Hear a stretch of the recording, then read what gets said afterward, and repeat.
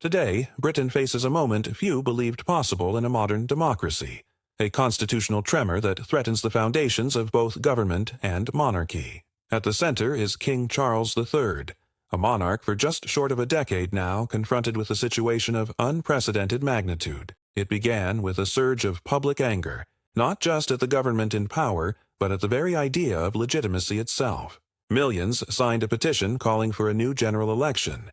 Parliamentary trust plunged, and the monarchy finds itself under indirect but unmistakable pressure. In late November 2024, a petition titled "Call a General Election" registered on the official UK Parliament petitions site. It crossed 2 million signatures. Many supporters argued the government had broken manifesto promises. Some social media amplification followed.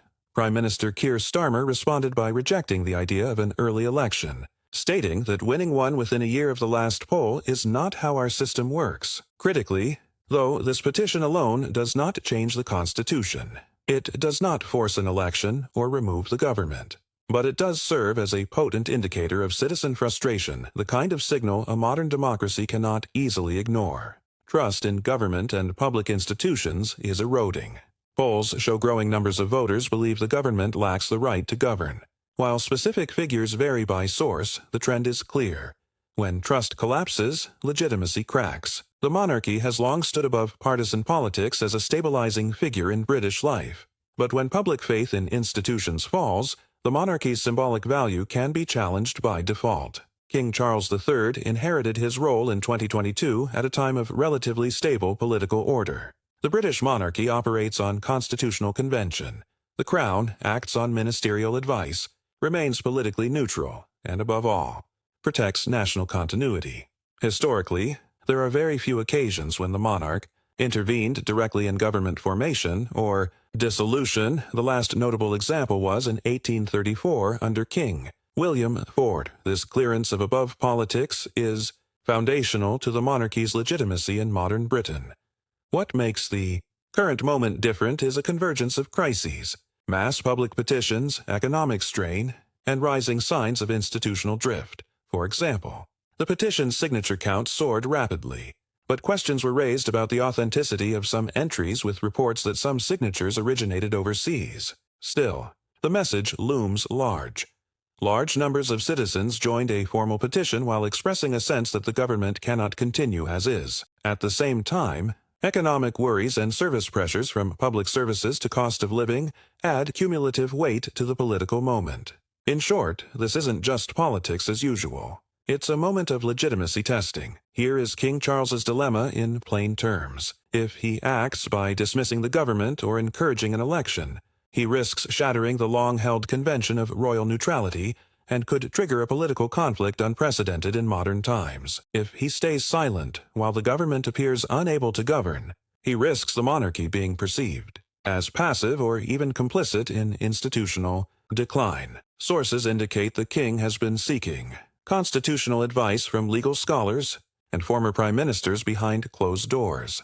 The stakes: preserving the monarchy's future, not just his reign. Unlike in centuries past, the monarchy now operates in a media age where public relations and perception matter as much as legal formality. The government, for its part, has stressed stability.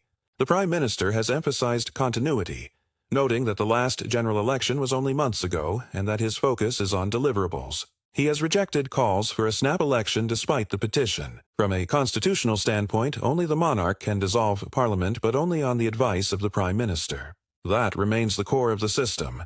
No official change to that structure is imminent. When trust in government or institutions falls sharply, the risk isn't just domestic politics, it is global credibility. Britain's alliances, the value of its institutions, and the symbolic role of its monarchy all matter internationally. Foreign leaders and commentators have expressed concern at Britain's stability. In this global age, the monarchy is not just a national fixture, it is a symbol that many countries recognize.